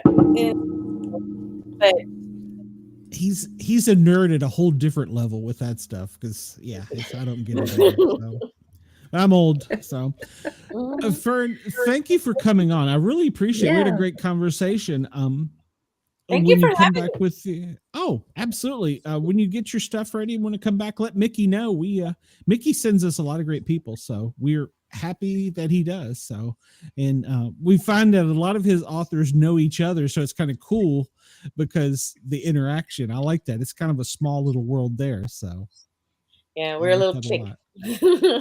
Yeah, you're Mickey's gang. So that's right. Thank you guys so much. Yes, right, thank Fern, you. have a great night. Thank you. Hopefully we'll see you soon when you get the next one out. Bye. All right. Bye. What amazing people. It was a great show. It really was. Yes. Oh my gosh. I told you coming in how tired I was, but these shows always give me energy. Yeah, same. And then I have trouble getting to sleep afterward. Well, yeah, because then you think about, gosh, why didn't I ask this or why didn't I? Yeah. Yes. Like with Russell, I could do 6 hours with him. Oh God. Easy. Yeah. So, and most of the authors have been so creative and so genuine. It's hard not to engage and learn something from each of them. So Yes. I don't know. I'm like I said, Yeah. I'm a comic book nerd, so or geek, what do I know? So Well, they were fantastic tonight. That was fun. They were. Okay, so we're not going to have a show on Saturday, I believe is correct. I'm not 100% sure, but I believe that is correct. Now, next Monday, will you have a show? No, we are every other Monday, and we had a show this past Monday. So we'll be back the next Monday, which is, get my calendar here, the 7th, April 7th. We'll be back with Monday Night Horrors. Wow. We're almost up to the 80s now, right? So, yep. Yeah, I think we made it to the 70s. Yep. We'll start with the 70s and continue on with all the horror movies. Yee. Okay. That's where I'll probably be able to join in a little bit. So this week I wasn't feeling it, so I just hid backstage, but I kept you girls going, and I appreciate it. You're good. You can hide. Well, there's no need for additional voices on the screen. So everybody wants to or needs to come on the day side and see my new show. I follow Jurgs. He does his own thing on YouTube, and gosh, he's like out there everywhere. And I come on and follow him on Radio X in Australia, and we kind of do a President's Daily Briefing. And then since Ross is kind of molding me a little bit, Jurgs is kind of molding me a little bit, where I kind of do, a little bit of news, but then we evolves into other things. So, and the chat's been great. So, good.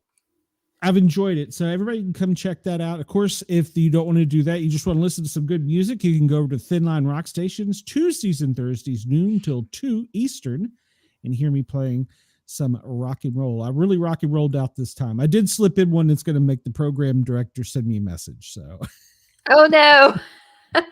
And we should probably update everyone that we will not be in Townsend. Oh, that's right. That's right. Due to personal reasons for several of the cast members, we're going to have to cancel that. But there are events coming up past that we are looking at, and not necessarily the Myrtle Beach one. I'm not talking about that one. That one I don't know. So, so yeah, we'll figure it out. But yeah, we'll eventually get together. Amanda and I have already met. It's Cheyenne that I've got to meet, and of course Bobby and I have already met. So, but yeah, we'll get it all together, and then eventually we'll get famous, and we'll have our Vegas show. So there you go. Yeah. So in the next few years, you'll have to join us in Vegas, everybody. Yeah, somebody could carry the torch while I'm out there with my walker. So.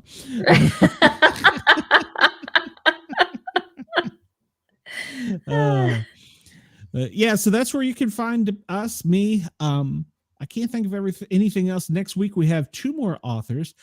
So we did pretty much a whole month of authors. So next week we'll end the authors, and I think the first week after that we get into some UFO stuff. So I've already thought we're going to have technical issues, and then we get back to some more Bigfoot stuff. So we're going to kind of bounce around a little bit next month.